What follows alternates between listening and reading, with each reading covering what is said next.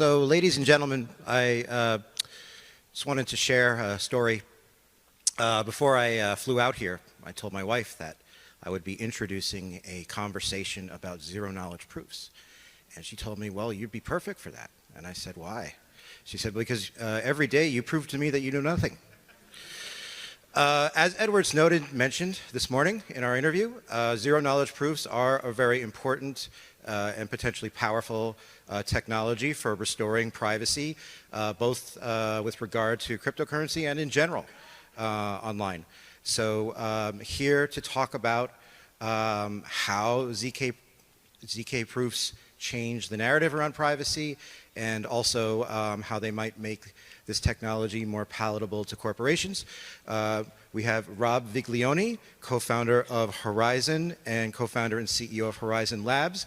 And he's going to be in conversation with a true gentleman and a scholar, Mr. William Foxley. Please give it up for the next panel.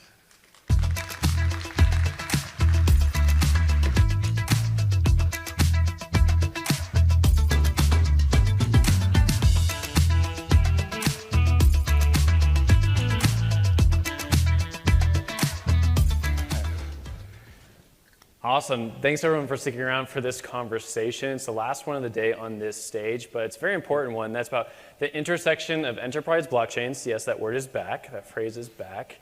And zero knowledge proofs. Horizen Labs is one of the few firms that's actually making moves in this space, actually focusing on bridging different chains together and focusing on end user privacy, which is not sexy, but is very important for anyone who has lost their credit card information. So Rob, thank you so much for joining us today. Let's start off, just tell you about yourself a little bit and then Horizen. Yeah, guys, thank you for being here. Myself, I am kind of an older, like in my earlier talk today, I said cypherpunk enthusiast. I would say privacy is a really big part of my blockchain identity, what I want to do in this space. How I got into the space, I got into Bitcoin relatively early on because I love the idea of competing money and state, this notion that we can create a decentralized world, and privacy has to be a really big part of that. So when Zcash launched and they brought zero-knowledge proofs into coin transfer, and the first time of actually having an instance of using this technology on a blockchain, I was enamored and just realized, like, we have to get into the space. We have to see where we can take this technology. Some years later, fast forward, Horizen's been around since 2017. We launched really as a privacy coin, on the Zcash model. The idea of that was really to get comfortable with zero-knowledge proofs and then extend that into a few interesting ways that we can talk about. On the data privacy side, really important, also scalability and decentralization. Awesome. So you guys have a few new products launching very soon here and then have also launched some interesting projects last year. Let's do a little recap of that before diving into the conversation. Again, we're here to talk about enterprise blockchains, privacy, and interoperability between different projects with a focus on privacy. But the first question, what have you guys been up to over the last year? In the next 4 weeks, you guys have 2 new launches. I don't know if I can completely hype them up yet. No, totally. Yeah, I mean, let's get some FOMO, guys, right? I mean, this is crypto. So I mean, really, what we've been doing from when we launched, it was originally called Zencash back in 2017. Zen is our cryptocurrency. It's out there, Coinbase, Binance, and all that. But we spent then 4 years after that, or really 3 to 4 years, focusing on the cryptography side and building a scalability protocol. The scalability protocol is called Zen-Do. It uses zero-knowledge proofs to actually link blockchains together. So we're all about this horizontal scalability with Zen-Do so that we can have a system that has a lot of blockchains operating in parallel. And really within that, we are strong believers in compatibility with the rest of the industry. We're not trying to build our own silo where people are just going to come in and stay there with their own standard. We're fairly pragmatic where we recognize Ethereum is really the de facto smart contracting standard. So right now we're integrating in an Ethereum virtual machine, an EVM, into the Horizen stack, and that will actually be a product itself. So we'll have a flagship EVM where we'll have the traditional DeFi and a whole bunch of Web3 applications, but then the EVM integrated into the SDK is a product in itself, and we could have something like thousands of blockchains operating in parallel on our system the way it's designed. Now, there's a variety of other kind of launches and deployments that we're doing, like a token platform, or basically a token minting platform called Token Mint. Very, very creative of us, right? But so Token Mint mints tokens, right? So it's fungible, and soon fast follow non-fungible tokens will be minted on Horizen. From there, I did a talk earlier today for those who had a chance to see it, where we talked about integrating zero-knowledge proofs into the token platform so that you can mint with privacy. I think this is a really important thing. Our company, Horizen Labs, works with a lot of really hot NFT projects. Like we did the ApeCoin launch along with Yuga and Animoca, and then the other side, NFT drop. And something that we learned from working with a variety of these NFT partners is that sometimes like, the community can have perceptions that don't always match reality, right? And you can have a lot of FUD in your communities of hey, how are the tokenomics distributed? Can we trust that the founders or investors are actually doing what they say they're supposed to do with, say like token lockups, the distribution of the tokens. So we're thinking with Token Mint, we can put in a ZK module where you can have privacy preserving like cryptographic provability of tokenomics for minting. Awesome. Let's back up a little bit and then go through some of those words because they can be like really easy to hear, and then all of a sudden you're like, okay, I'm a little lost. Why do blockchains need to speak with one another? The very common analogy that we see is Ethereum is the Manhattan, and all these other chains out there are like the different boroughs of New York. And Horizen, from my understanding, and correct me if I'm wrong, is a good subway system for getting assets between those two different ecosystems. So it's a good way of putting it, and I would say that's our long-term vision, is we really want to be at the heart of this new Web3 thing. And really, you can call it Web3, you can just say it the new way of doing things, where we want to just link everyone in a decentralized way where users are owners of the platform that they use, right? So our technology, we're starting with interoperability clearly within our own stack, just because that's technically much easier to do. And now we're integrating in an EVM, so we'll have Ethereum compatibility in there. And then from there, we'll bridge to all of the EVM chains, right? So that'll be the first thing of interoperability across the system. We're initially all about horizontal scalability here in the sense that networking chains, why is it important? It's important because if we're going to do more than, like what us degens do in crypto these days, that's trading on our favorite, pools and all that, we're going to need a lot more bandwidth. We're going to need a lot more bandwidth. It has to be dedicated, it has to be fast, it has to be cheap, it has to be really scalable, and you have to abstract away the complexity and the volatility of these systems. So we think it's really important as these things get out there, having dedicated infrastructure that's dedicated to what you want to do with it is really important. And again, we're focused, probably the Web3, DeFi people in the crowd are focused on what we do today, but if we're going to actually have Salesforce, big cloud players come in, really just the enterprise world writ large, that's massive. Tens of trillions of dollars of economic value taking place out there. Getting that stuff into our world, we need this massive scalability. So the first thing that we did was horizontal scalability and having chains communicate with each other. That protocol we went live with into production on mainnet in December. Now we're putting the first pipes on top of it. Or you could say those are the pipes. Now the first useful pieces of infrastructure like Token Mint and the smart contract and EVM platform. And from there we're going to go, really the full gambit for us is like a ZK EVM would be the ideal goal. Okay, awesome. So just to back it up even more, we have the pipes between different chains that Horizen enables. Then we have different assets or products on top, like the NFT minter. And then from there, you can go even more with more scalability projects. Yep. Okay, awesome. So Horizen itself, how does it fit into this picture as a layer one, as a base chain? We talk a lot about Ethereum, there's Cosmos, there's Polkadot, right? Even Bitcoin, if you want to say that here on stage. When we talk about Bitcoin, it doesn't have an EVM. How does Horizen fit into that mix? Yeah, so we have a hard time with this ourselves. Are we a layer 0 or are we layer 1? What's going on, right? Because we've been a layer 1 for 5 years now, but the technology we just released is really like an L0 because it enables other people to launch their own chains, their own infrastructure using our interoperability protocol. So if you want to place us in that taxonomy of this industry, you could say we're probably like a snark-enabled version of Polkadot or Cosmos in the sense that the point of communication on these sidechains is snark-enabled. Versus, say, like Certify or Set enabled.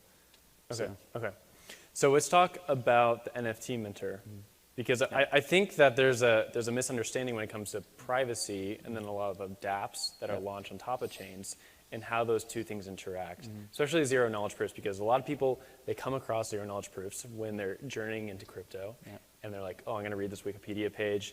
That was really confusing. Delete it, get out, go on with my day. I'm not going to keep reading about it. But they're really important.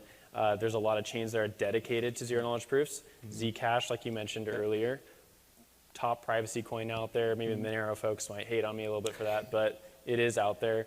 ZK rollups are a new infrastructure piece, and we're seeing zero knowledge proof technology in a lot of different tech stacks, even outside of crypto. So it's a very important part of tech going forward. How does it interact with Horizen, and how does it interact with some of the products you guys have, like this NFT Mentor? Yeah, I mean, so we made a big bet years ago. I guess probably, like I said earlier, like dumb luck in a way. Like we kind of fumbled on zero knowledge proofs and realized there's something big going on here, but we didn't even realize how big initially. Just to throw that out there. As we were building our team, as the industry was evolving, as our own technology and products were evolving, we realized ZKPs could do much more. So, coin privacy is really where it came out with like Zcash, like zero knowledge proofs integrated into a blockchain. They did a fantastic job of showing what was possible with coin transfers. Now, where we started taking this and how we think about it is data privacy as well. So we can extend this into arbitrary types of data structures. You could do it for specific products like NFTs. You could do it for different tokens that you want to mint. And really just like what elements of that data stack do you want to preserve privacy on? So really our system is very flexible, and it's flexible in everything basically, because we realize we just want to focus on the interoperability. That's kind of like our focus point, our specialization. Everything else that we build out on top of that is completely configurable. And we're going out with this token minter as just a first simple step because, well, everyone's got to mint tokens in a crypto ecosystem. Totally. So let's say with the product then, if it's flexible, we have Horizen with the NFT Minter, another dApp you can build on top of it, enterprise blockchain. How does that fit into zero knowledge proofs? Like what's a specific application you guys are looking for or building, and then other people coming into the enterprise blockchain space are looking for with the zero knowledge proof? So there's two different ways that I look at this. One is on the pure product side, and we have a pure like zero knowledge based product that I think illustrates really well what we do and the capability of this stack that we've built. It's called ZK Audit. It's basically a cryptographic real-time auditing tool where anyone who uses digital assets as a custodian, an exchange, really any type of business that takes digital assets, if you have a problem where you need to prove to the world that you're doing responsible custody of these assets, we have a product for you. It's called ZK Audit. Basically, in a nutshell, what we've done is we've snarkified the Bitcoin blockchain starting out. So what we did is replay every single transaction on the Bitcoin blockchain onto our Horizen sidechain where we swapped out the cryptographic curves so they're snark friendly. And then we built an app called ZK Audit on it. So we did a POC with the Celsius network. Now they're a CFI app, or a centralized finance app, where they take in digital assets and they do lending and give you a yield on your digital assets. Now the community of this product needs to trust that the company behind it is responsibly managing the reserves. Well, we worked with them on actually building a real-time auditing tool that, at least with the first version of it, we're looking at purely their Bitcoin assets, but then we can snarkify other chains and kind of you can rank them on total, TVL. So we'll snarkify Ethereum, we'll snarkify different chains. And then you could have real-time auditing of proof of reserves of these things. That's one example of how you can have an enterprise type of product. This could be useful for exchanges, any custodians, or like anyone that wants to come in this space is dealing with digital assets at scale. But just in general, the way we look at it is enterprises need flexibility and control for what they're doing. And really, we want to have a value proposition where they can leverage the benefits of an open public blockchain, but still configure it in a way that's important to them. And a lot of enterprises want to have private infrastructure. They want to have control of it. They want to keep the data private at a minimum for their customers, probably because they have to, right? So we have, like in our system, you can have a private blockchain that's actually running all of the operations, all of the data on your private network, and then you could publish zero knowledge proofs or certificate back to the main public blockchain. You have a verifier on there, and you can actually, like the public can verify that everything that happens in your private network actually conforms to the rules that you declared publicly. Right, so this is one example of how we think we can offer unique products that serve the enterprise marketplace that still leverage the power of public blockchain. So audits make sense for zero knowledge proofs and for blockchains because blockchains at the end of the day are just counting mechanisms of some sort. Right. You want to have a zero knowledge proof that enables you to prove that something is true without giving a ton of information that would hurt your privacy. Tell me about the tech side of this though, because these things do get complex and a lot of teams don't have a cryptographic expert on hand, so they need someone who's able to manage the system. I know you guys recently launched a codeless implementation of this, or am I correct there? Yeah, so I mean, we have a no-code minting platform, Token Mint, right? We created a dApp that just make it super easy, connect your Web3 wallet, and you can mint, we say in 15 minutes or less, 14 minutes is writing your seed phrase, right? Which you really should do privately or securely, right? But going beyond that, you're right. Like we actually have called a labor shortage in the ZK industry, and it's really tough because yes, we have cryptographers on staff, we have cryptographic engineers on staff. We probably don't have enough, is the reality. So we focus on proving system work and then applications in the ZK space. I would say where our strength is as integrators of, I mean, we've built cryptographic libraries, one's called GingerLib based on Zexy, but like there's so much to it, and there's some really big players investing heavily in this space, rightfully so, because zero-knowledge proofs, I think, are that missing link to make this technology go mainstream. So we are one of, I don't know, a handful, maybe a dozen, 2 dozen, companies in the world really specializing in this class of crypto. We need to scale up. So any cryptographers out there and any cryptographic engineers, please let's talk because there really is a labor shortage.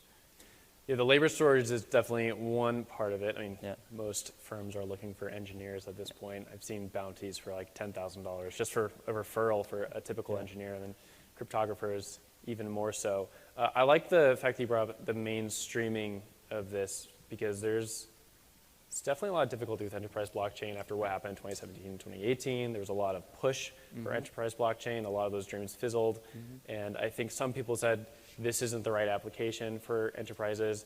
But on the other side, there's actually a lot of demand for it, perhaps, but there isn't anyone who can build these systems or know how to build them or know how to interact the data and the projects that you're building together. So how do you see the picture going forward? Yeah, so the way that I see this now, we have this really cool, hip Web3 world exploding, right? And that's what we're part of, right? I think most of us here. Enterprises haven't stopped looking at this. So there's like the graveyard of X. I won't say what tech stack X is, but a lot of enterprises decided to do their own DLT stuff years ago, like you were saying. And then they kind of failed. These POCs got to a certain point and they didn't mature them, didn't get out there. They haven't stopped though. That's the thing. So they're still investing heavily. They still have fantastic teams and could outgun us on resources any day. But we have this different is we have community and just kind of the coolness of being in Web3. There's some awesome stuff that we've been doing without asking for permission or really without just waiting for the enterprise market to get here. And I think where the stuff will go mainstream is when we have that kind of intersecting point of when some of these really big, well-capitalized technology giants who are still investing in DLT realize that the biggest bang for the buck is going to be at the intersection where they can plug in and play in the public blockchain world and leverage all this really cool stuff happening in Web3, but still, like, leverage your stuff. You can do this in a way where you can still maintain control of your systems. You can maintain data privacy for your clients as you have to do, you must do, but still, you should play in the public domain. And why we're so happy about this is because we have the solution for you, right? I mean, it's one based on zero-knowledge proofs. You can keep all of your stuff under your control and completely private, but then you can still send those certificates proving everything that you've done to the public to verify. And I think that's the interesting intersection that over the next few years, like when that really hits, when we have critical mass there is when this technology really can mainstream. So we have about 2 minutes, 30 seconds left, and I want to nail down the application side because I think that's the thing that most people walk away from with these talks, especially when we get deep into the tech pool, like someone like yourself. It can be very difficult to walk out the door and be like, okay, what are the things that I can apply? So we talked about audits, talked about the NFT Minter. What other sort of applications for enterprise blockchain and privacy do you see going forward next 5, 10 years? Feel free to get a little weird with it, whatever you may see. No, okay. The way that we're tackling this strategically is we did the techie, geeky enterprise product, the proof of reserves, right? This is something that, like, if you work at EY or Deloitte, maybe this is sexy, right? For the mainstream, probably not. But it demonstrates capability of what this tech can do and actually kind of does that bridge to digital assets is now like a very large marketplace, and if we get it out there, institutions need this type of auditing. On the other hand, you've got this Web3 stuff, and where we're rolling out, like, our next product is this EVM integration, and like this story's been told already over the last few years, like from DeFi summer to now, like the recent NFT boom, right? And that's where we're rolling out the next set of products. Going from there, like Horizen, we want to be really an infrastructure layer. So we're not focusing so much on trying to bring the next vertical and trying to predict what that is and get that to market. We want to lay the rails and lay the rails in a way that's actually really enticing for the big boys of tech to come in and actually start playing in this marketplace and in a way that intersects with the coolness of Web3.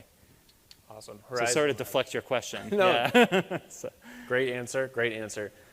Just want to wrap up. Where can people find your stuff? Where can they keep up to date with Horizen Labs? And also, I think an important question, maybe just for yourself, where can cryptographers go and learn about zero-knowledge proofs? Oh, wow. Okay, so we have a Horizen Academy, by the way. So for a cryptographer, like, there'll be like, do this in your sleep kind of thing. But for the average person, if you want to learn about zero-knowledge proofs, and it's cool to be average, guys, you can go to Horizen Academy. That's a good one. But Horizen.io, and you can see from the advertisements up here, Horizen, because we're built with Zen, right?